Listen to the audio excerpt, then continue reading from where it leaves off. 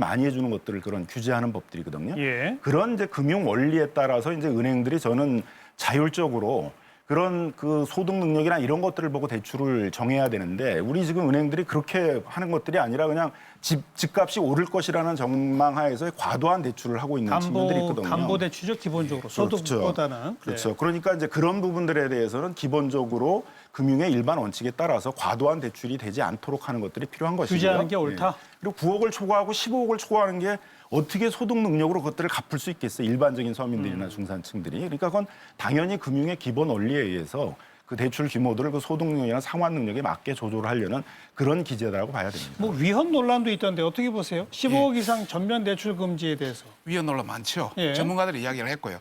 결론적으로 앞에서 말씀을 드렸기 때문에 잠깐 해명을 좀 하면은 이론만 그하시고 실정을 한번 잘 모르시는 것 같은데 재건축 관련해서 분양가 상한제를 하게 되면은 지금 서초 같은 경우에 상한제를 하게 되면은 토지 가격이 평당 억대가 넘는데 상한제면 분양할 게 하나도 없습니다. 그러면 분양 신규 아파트가 나올 수도 없고 그러다 보니까 새로운 신규 아파트는 천정부지로 솟는 겁니다.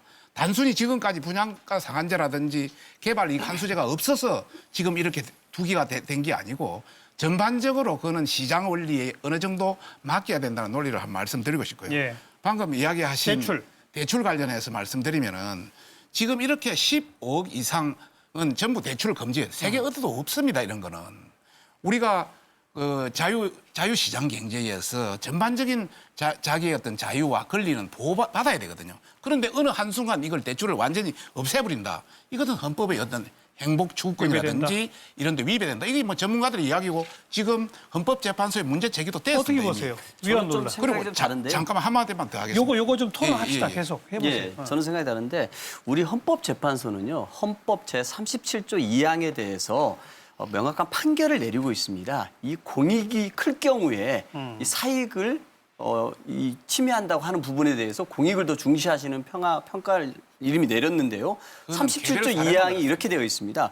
국민의 모든 자유와 권리는 국가 안전보장이나 질서유지 또는 공공복리를 위하여 필요한 경우에 하나 법률로서 제한할 수 있다고 되어 있습니다.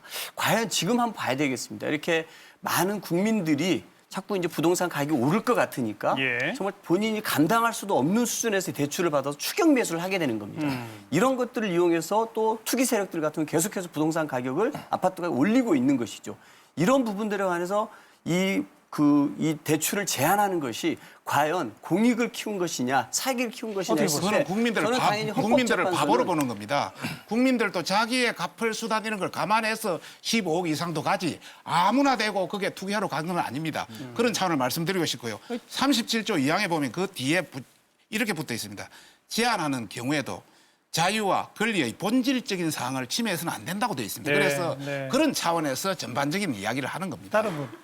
제가 먼저 법률가들도 자꾸 이렇게 법 얘기를 하시니까 좀 그런데 이제 뭐 우리 헌법에 이야기하게 되면 이제 그 재산권 같은 기본권이라도 그 목적이 이제 정당하고 적절한 수단을 하는 경우로 과잉 금지가 아니라 그러면 이제 그 기본권을 제한할 수 있다라고 하고 있고요. 일단 이제 세계적으로 뭐 15억을 대출을 금지하는 나라는 없다고 그러시는데 은행들이 대부분 다 규제를 하죠. 다른 나라 같은 경우에. 자율 규제.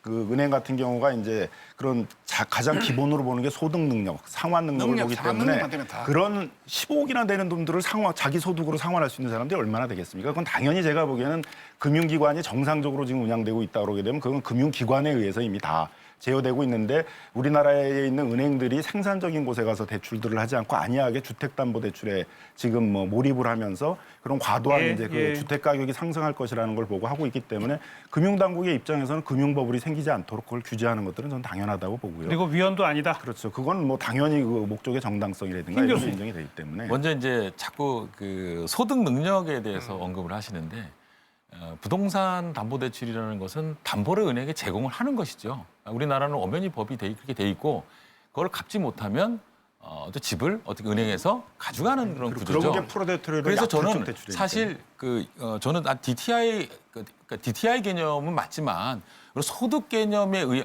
담보를 엄연히 제공을 하는데도